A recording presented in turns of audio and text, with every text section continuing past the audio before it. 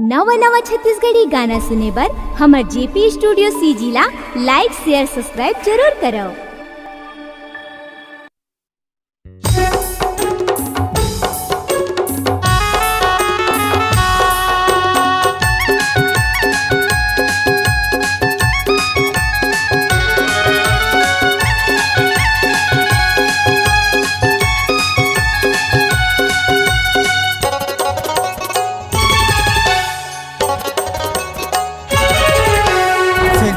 करता है सेल्फी ले ले टूरी मई के माओ तय रह के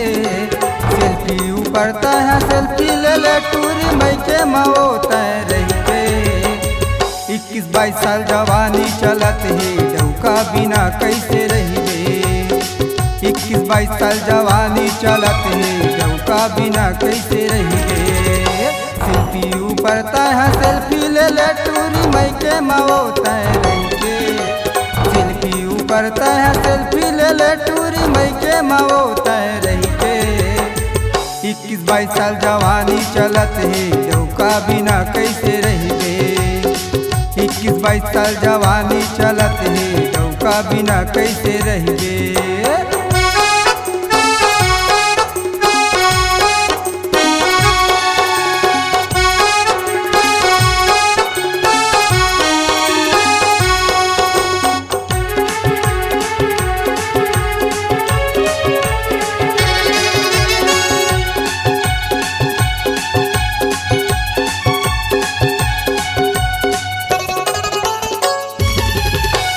आनी बानी के तो शॉपिंग करा वो डिनर करा वो गौ की आनी बानी के तो शॉपिंग करा वो डिनर करा वो गौ की दिल खोल के बैठे हैं तोरे बरझने डराना वो ठोकी दिल खोल के बैठे हैं तोरे बरझने डराना वो ठोकी।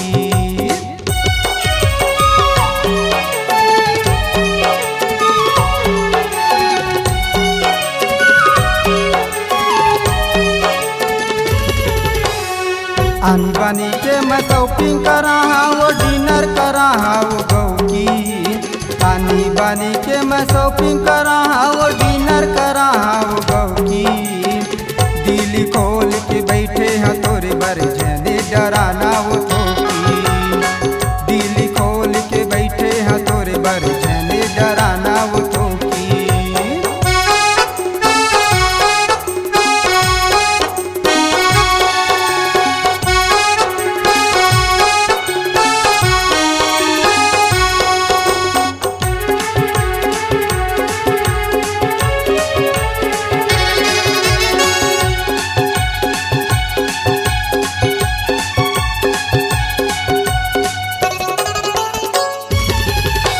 रोस्तोला मैं हार देखत रहता पगली हंस के वो दिन ला बिता दे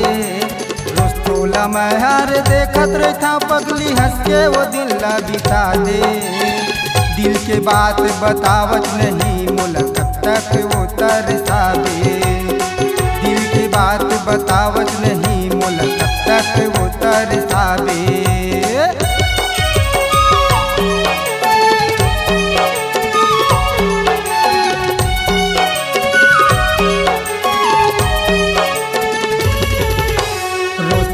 मैं हारे देखत रहता पगली हंस के वो दिन ला बिता दे रोस्तोला मैं हारे देखत रहता पगली हंस के वो दिन ला बिता दे दिल के बात बतावत नहीं मुलाकात तक वो तरसावे दिल के बात बतावत नहीं मुलाकात तक वो तरसावे।